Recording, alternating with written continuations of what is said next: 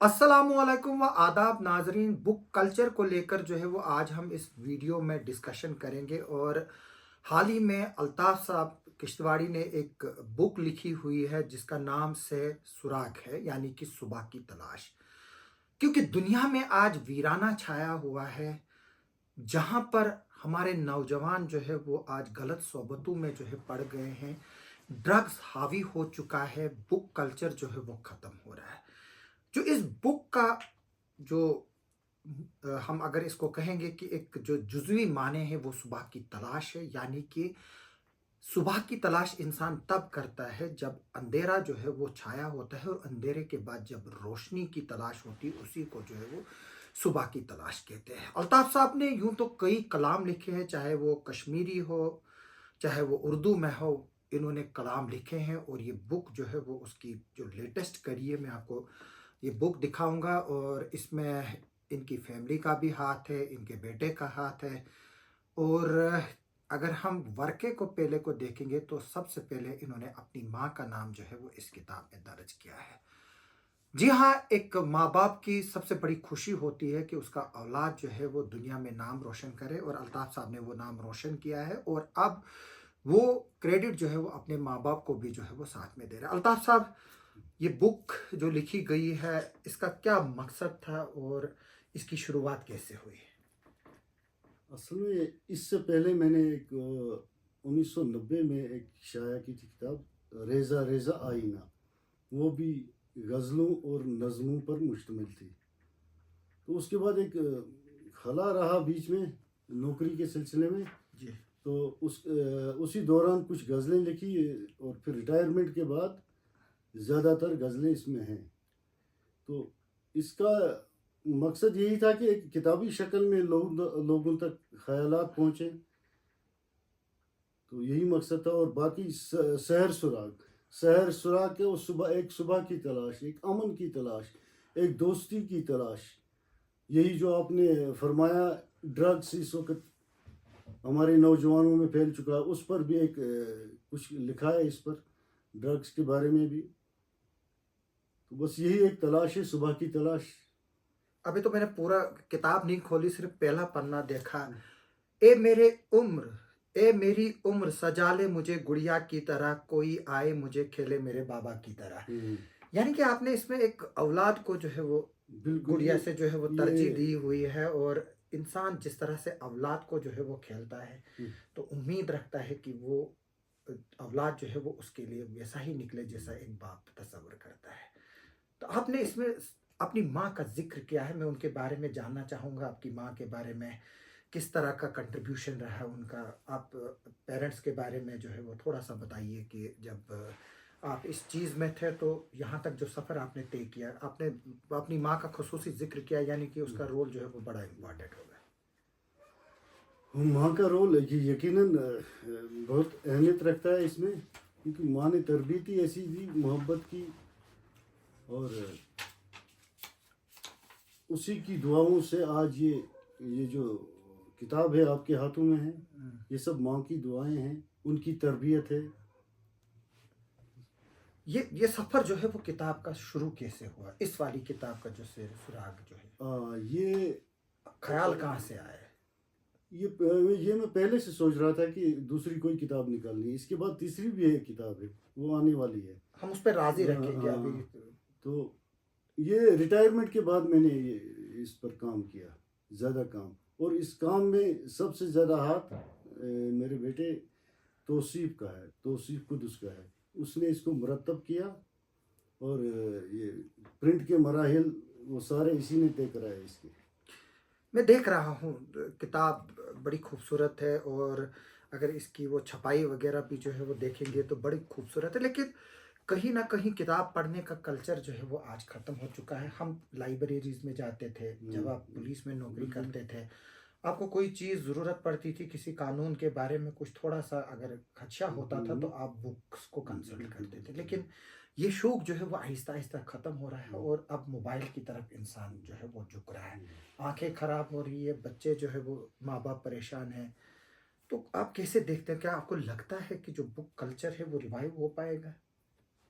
वक्त के साथ साथ ये एक दायरा होता है, दायरा फैलता है। जब अपनी हद को पहुंचता है तो फिर वो वापस आना शुरू होता है। एक वक्त आएगा, दुनिया फिर किताब की तरफ जाएगी, दुनिया फिर किताब पढ़ेगी। क्योंकि अगर ये मोबाइल है या और कोई इंटरनेट का कभी भी कुछ भी हो सकता है, तो ये सारा ख़त्म हो सकता है हमारा डाटा, लेकिन ये डाटा ख़त्म नहीं होगा। ये तो ताबत रहेगा, जब तक किताब है वो ताबत तक रहेगी। जिसने भी लिखी तारीख हो या नज़म हो, नसर हो, ये रहेगी। जब तक किताब छपेगी ये रहेगी, किताब में सारा कुछ रहेगा। तो ये जो इस वक्त जदीद निज़ाम है, इंटरनेट है, अगर कभी भी थोड़ा सा भी कहीं हल्का सा कुछ हो गया, ये सारा निज़ाम हमारा बैठ जाएगा। लेकिन किताब हाथ में होगी, और इस किताब ने ये नेट ने या मोबाइल ने, ये जैसे आपने फरमाया, बच्चों की आंखें ख़राब कर दी हैं। तो किताब अगर पढ़े इंसान, इस मोबाइल पर भी अगर पढ़ेगा तो बहुत, यानी जहन पर, आंखों पर बहुत ज़ोर लगता है। किताब जब आप हाथ में उठाएंगे तो आप बहुत आसानी से लफ्ज़ पढ़ सकते हैं, किताब को पढ़ सकते हैं। मेरे को भी एक प्रॉब्लम हुई है। मैं तो उर्दू बहुत अच्छी तरह पढ़ता हूँ, लेकिन अब लिख नहीं पाता हूँ। शायद मोबाइल ही उसकी भी वजह है। हाँ हाँ, बिल्कुल। आप तो जर्नलिस्ट हैं, आप अक्सर ये आपका काम अंग्रेजी में है, तो ये उर्दू से आप नहीं, मैं पढ़ लेता हूँ ठीक हाँ तरह हाँ से, हाँ, लेकिन लिख नहीं पाता हूँ। लिख भी पाएंगे आप, आहिस्ता आहिस्ता तो पढ़ेंगे वही है आप। कि वो हम अपने कल्चर से, काफी कल्चर से बिल्कुल दूर है, और मोबाइल जो है वो एक शेर में पढ़ूंगा, वक्त घर में गुजार चंद पहर, जख्म कर ले शुमार चंद पैर। आजकल जो बच्चे हैं उनका वक्त ही जो है वो अपने माँ बाप के साथ नहीं गुजरता है। दरअसल ये जो किताब है, हालांकि मैं इसको थोड़ा थोड़ा ही देख रहा हूँ, और ऊपर ऊपर से मैंने अभी तक देखा है। हम चाहेंगे कि इस पर तौसीफ के साथ जो है वो एक अच्छा रिव्यू करें इस किताब पे, हम देखें कि इसकी पॉजिटिविटी और नेगेटिविटी क्या है। अल्ताफ साहब, ये जो शेर है ये काफी आज हकीकत के करीब है। बच्चों को वक्त ही नहीं है कि वो माँ बाप के पास बैठे। हम देखते हैं जिस तरह का आज माहौल है, जो आज जो वयातानापन फैला हुआ है सोसाइटी में। बच्चे सुबह 6 बजे निकलते हैं, अंधेरे में निकलते हैं, 10 बजे जब वो घर आते हैं तो माँ बाप सोए होते हैं। तो ये शेर उस तरह का एक अक्कासी करता है। हमने इसमें देखा कि एक बुजुर्ग भी जो है वो एक बच्चे के साथ है, वक्त घर में गुजारा चंद पहर, जख्म कर ले शुमार चंद पैर। हाँ, यानी कि एक माँ बाप को भी तवक्का होती है कि उनका बेटा उनके पास बैठे। तो जब ये किताब आप लिख रहे थे तो उसी बाप के पास बैठा था, तो कुछ दिल में तसल्ली थी कि कर पाएगा ये कि नहीं? हाँ, अल्लाह का शुक्र है कि मेरे बेटे मेरे सामने ही होते हैं। तौसीफ से बड़ी उम्मीदें वाबस्ता हैं। ये PhD कर रहा है, और अच्छा है, लिखने में भी अच्छा है, लिखता भी अच्छा है। ये इससे बहुत सारी उम्मीदें वाबस्ता हैं। तो कितना जरूरी है एक माँ बाप के लिए कि उसके सामने उसके बच्चे रहे। जैसे मैं तभी तो मैंने ये जिक्र किया ना, कि तभी तो मैंने ये शेर पढ़ा, अशार पढ़ा, कि हमारे पास तो वक्त ही नहीं है कि हम अपने घर में बैठे, माँ बाप के पास बैठे, भाई बहनों के साथ बैठे, रिश्तेदारों के घर जाए। यहाँ तक कि अब ऐसा वक्त आ गया है कि हमारे बच्चों को अपने नेबर्स के नाम तक नहीं पता है। शहर के दूर जो दराज इलाके हैं वहां पर कोई रहता है, उसके नाम की तो दूर की बात है। तो आप इसको कैसे देखते हैं एज ए पेरेंट? इसमें दूसरा शेर देखें आप, इसमें है, जी जी, आप पढ़िए।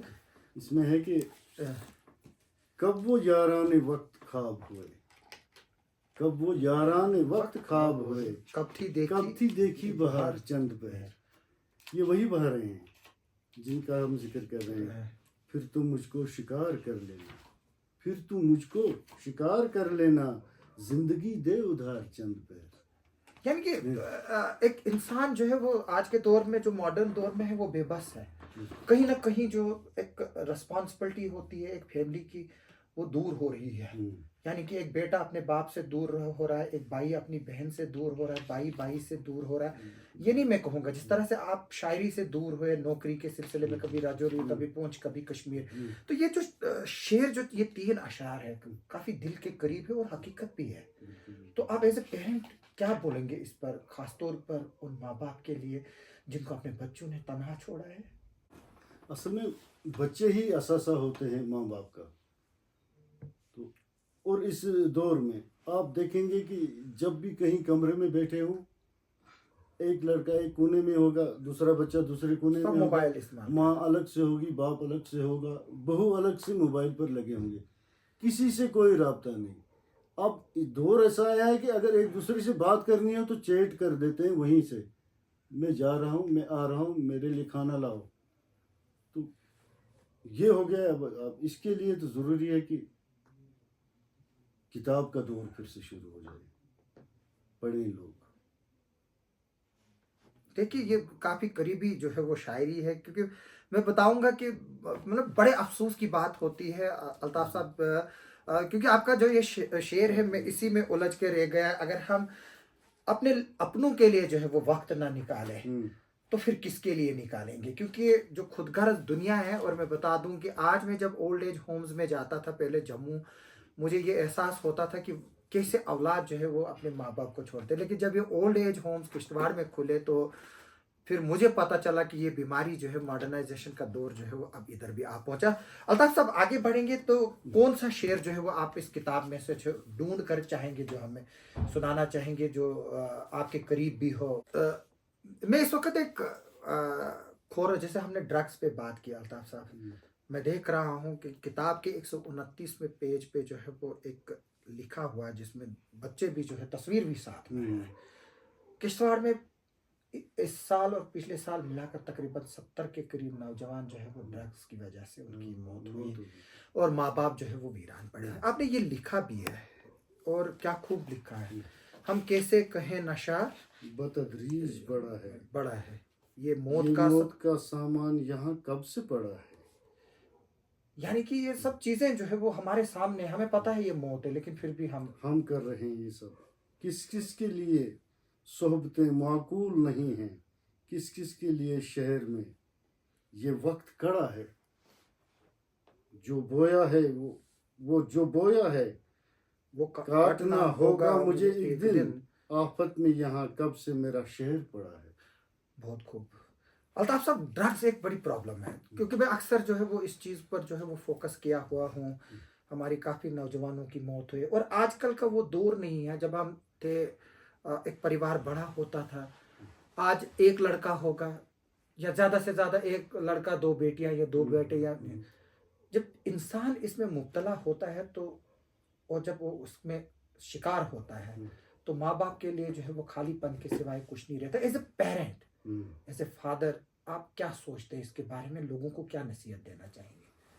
बस अपने बच्चों पर कंट्रोल करें, इनको नशा के नज़दीक न जाने दें, क्योंकि ये नशा एक ऐसी चीज़ है, ये मौत की अलामत है और मौत हो जाती है। हमारे मोहल्ले में मौत का शिकार हुए बच्चे और नौजवान लड़के शिकार हुए। मौत, इस नशा के करीब न जाएं, इस ड्रग्स के करीब न जाएं। तो आप पुलिस में भी रहे, इस पर भी आपने काम किए होंगे ड्रग्स के रिलेटेड, तो ये मैं चाहूँगा कि लोग जो सुन रहे हैं ज़रूर इस किताब को पढ़ें। एक ही नशा ही नहीं है, इसमें काफ़ी चीज़ें हैं और हालांकि इसकी कीमत मैं नहीं बताऊंगा, लेकिन अल्ताफ साहब जाहिर से तौर से बात है, अगर कोई पढ़ना चाहे और वो ख़रीद ना सके तो यहाँ से आकर बुक जो है वो ले सकते हैं, फिर वापस भी दे सकते हैं। जिस तरह से हम जाते थे लाइब्रेरियों में, वहाँ से किताबें लेते थे और बाकी जो है वो फिर हम लोग जो है वो इसमें देखते थे। अल्ताफ साहब इसमें और क्या क्या जो है आपने जिक्र किया है इसमें, खास तौर पर जो ये किताब है, नज़में भी है, तो इसमें ये रिटायरमेंट के बाद ही सारा लिखा हुआ कलाम है कि यहाँ कुछ कलाम तो पहले का है, रिटायरमेंट से पहले का है, तो रिटायरमेंट के बाद कुछ ज़्यादा है उसका, इसमें ज़्यादा है, गज़लें ज़्यादा हैं, नज़म कोई नहीं रखी इसमें, गज़लें ज़्यादा हैं रिटायरमेंट के बाद ही।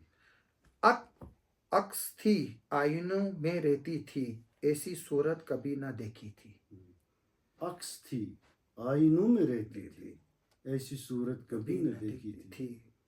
और उसका लहजा था सख्त गरम, मगर छू लिया तो वो बर्फ जैसी थी। यानी कि माँ की तरफ इशारा है।